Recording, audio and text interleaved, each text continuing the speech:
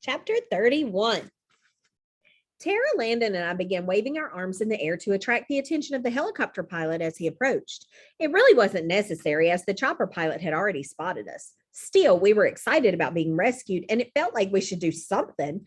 Landon even jumped up in the air and bounced up and down. Finally, he shouted, "We're getting out of here. We're going to be rescued."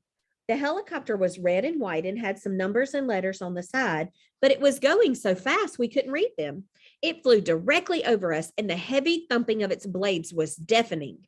I could actually feel the sound go through my entire body. Then the chopper turned and came back around in a wide arc.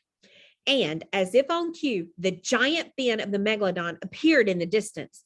The helicopter pilot saw it too, and I could see him in the cockpit talking on his radio. He slowed the chopper and headed toward the shark, finally hovering above it in the sky. From his vantage point in the air, I wondered if he was able to see the silhouette of the fish beneath the surface. Regardless, I was sure the pilot was as freaked out as we were.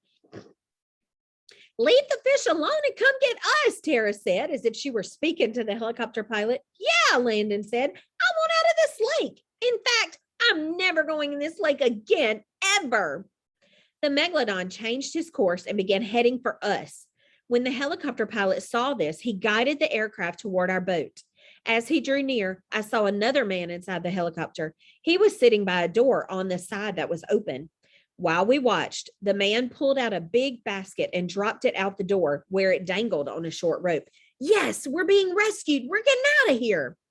By now, the helicopter was about 100 feet from us, a shiny red and white bundle of steel beneath a rich blue sky. Suddenly, we heard a voice coming from a loudspeaker in the chopper. "We're lowering the basket," a man's voice boomed. "We'll bring you up at one at a time. Be sure to buckle yourself in." We watched as the large basket lowered from the helicopter. The pilot brought the craft closer and closer. "Hey," said Tara, "look, he's heading toward the helicopter." "Fine with me," Landon said, "as long as he doesn't come after us. Besides, there's no way he can get the helicopter. It's too high in the sky." Landon was right. I didn't think the shark would be able to leap up and get the helicopter. What it did do, however, was something totally unexpected. As it drew closer, the shark suddenly picked up speed, and with an enormous lunge upward, the shark's head came up out of the water and took the entire basket in its mouth. The helicopter jerked madly, and the man near the door almost fell out. The shark sank back into the water with the basket in its mouth, and with a sudden wave of horror, I realized what was about to happen. The shark was pulling the helicopter down. It was going to crash into the lake. 32. Watching the scene unfold was worse than any nightmare I'd ever had, and I've had some bad ones. I had a nightmare about a monster in the closet and another one about a giant snow monster chasing me. Those weren't half as scary as what I was seeing in Sardis Lake. We could still see the Megalodon's fin and part of his snout. He had the rescue basket in his mouth, which was still connected to the cable. As the fish thrashed about, it was yanking the helicopter. Then the Megalodon vanished. However, he still had the rescue basket, and the helicopter was being pulled closer and closer to the water. "Oh no," Tara gasped. We could see the helicopter pilot frantically trying to steer the aircraft up and away from the water. It looked like the other guy was trying to get the cable disconnected. Suddenly, when the helicopter was only a few feet from the surface of the lake, it rose high into the air. The cable was pulled with it, and I figured the Megalodon had let go of the rescue basket. But that wasn't the case. The cable came all the way out of the water, but there was no basket. The end of the cable was chewed and frayed. The Megalodon bit the cable. "That was a close one," Landon said. "In 2 more seconds, that helicopter would have been pulled into the lake."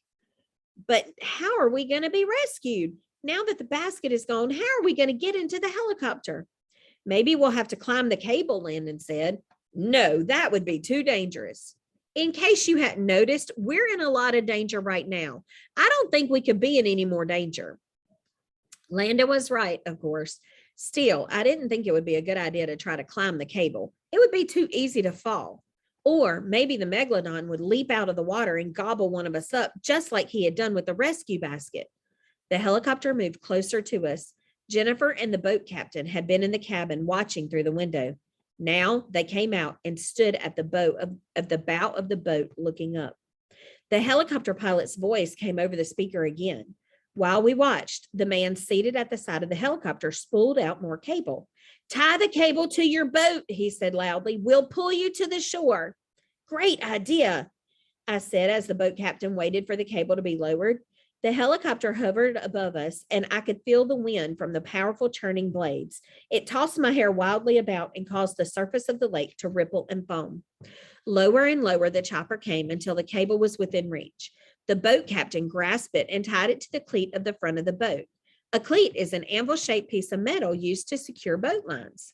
We didn't have any on our rowboat, but most bigger boats, like the one we were on now, had several cleats at the bow and stern, and even more along the sides. When the cable was secure, the man looked toward the chopper and stuck his thumb in the air. Then he turned toward us.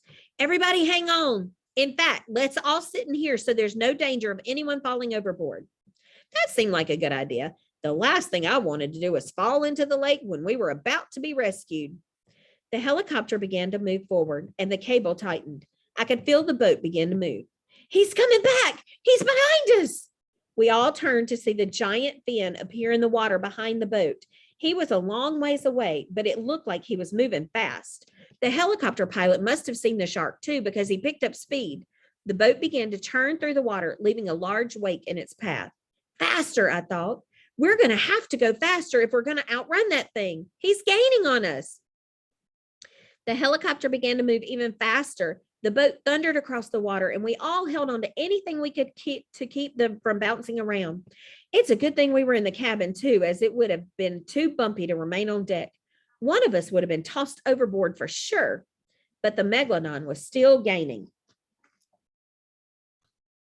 Clearly, he could move faster than the helicopter. Oh, I'm sure the helicopter could move much faster than the giant shark, but with the boat in tow, the chopper couldn't reach a high rate of speed. We were about a half mile from shore, and I calculated that we would be on land in less than 2 minutes. I would have been right, too. But the Megalodon was about to prove me wrong. We were about to find out that he was not going to let our boat make it to safety. Chapter 33. As our boat bounced madly across the surface, the only thing we could do was watch as the giant fin came closer and closer. I knew we were moving as fast as we could, but it wasn't fast enough. Suddenly, my worst fear came true. Right behind the boat, the Megalodon's snout emerged from the water. I could see his angry dark eyes. His mouth opened wide, and with a powerful surge, he lunged forward. His mouth was like a pink and black cave filled with sharp stalagmites and stalactites. Everybody get to the front of the boat, the captain ordered. Hurry! The 5 of us scrambled out of the cabin and darted to the bow of the boat. It was hard, too, because the boat was rocking and bouncing. Suddenly, the mighty jaws of the Megalodon were upon us. The shark's mouth was so big that he was able to take the entire back end of the boat into his mouth. He clamped down tightly, and we could hear the sounds of snapping fiberglass, metal, and glass. The boat was brought to a halt, and we all had to hold onto the railing to keep from being tossed out. Tara was screaming, Landon was shrieking. It was total chaos. The Megalodon was chomping at the boat like gnawing on a candy bar. We're going to be eaten alive. We're going to be shark food. The cable. It's our only hope. Everyone grab hold of the cable and don't let go. But it's tied to the boat, I shouted. However, as soon as I'd said the words, the captain untied the cable. Meanwhile, the Megalodon continued eating away at the boat. By now, we were only a few feet from the jaws. Grab the cable and climb, the man ordered. I grabbed the cable with both hands and began pulling myself up. Every muscle in my body seemed to ache. Tara grabbed the cable just below me. Then Jennifer and Landon were next. Go, the boat captain shouted. In the next instant, the giant Megalodon lunged and finished off what remained of the boat. If we would have waited one more second, we would have been gulped down like human cupcakes. The helicopter rose into the sky, and I held onto the cable with all the strength I had. Below us, the Megalodon was gnawing angrily at what was left of the boat. Clearly, he was mad that we had escaped. Is everyone all right? Jennifer shouted. It was hard to hear over the rushing wind and the thumping blades. I am, but I don't know how long I'll be able to hang on. We'll be on land in a minute. Just don't let go. My worst fear was that the cable would break, or maybe Tara couldn't hang on. But I needn't not have worried as we drew closer and closer to land. Finally, when we were only a few feet from the ground, the boat captain let go of the cable and dropped to the sand. Jennifer and Landon were next, then me, then Tara, then me. I fell when I hit the ground, but I didn't care. Seeing that we were okay, the helicopter rose into the sky and headed out over the lake. As the sound of the whirring blades faded, I could make out other sounds, sirens. The police were on their way, probably fire engines too. We made it. I can't believe we actually made it. I thought we'd never get off that lake alive. Nobody is going to believe this. Oh, yes, they will, Jennifer said. We aren't the only ones who saw that thing. The important thing now is to keep everyone off the lake. No one is safe as long as that megalodon is in the water. I wondered what was going to happen to it. Would someone try to capture it, kill it? I mean, sure, it posed a great danger to anyone in the lake, but it seemed like it would provide a huge amount of scientific information if it could somehow be kept alive and studied. We said goodbye to Jennifer, and I told her that I hoped we would see her again. Oh, I'll be around, and stop by my laboratory anytime. Let's go home, I said to Tara and Landon. My parents are going to freak when I tell them what just happened. Are we going to be famous? Landon asked. I don't care. I'm just glad I'm back on land and away from that terrible thing in the lake. A police car appeared and squealed to a stop in the parking lot of a nearby marina. An ambulance followed. I can't believe we made it. I can't believe this whole thing is over. Oh, it wasn't quite over. We had no idea that the real excitement was about to begin.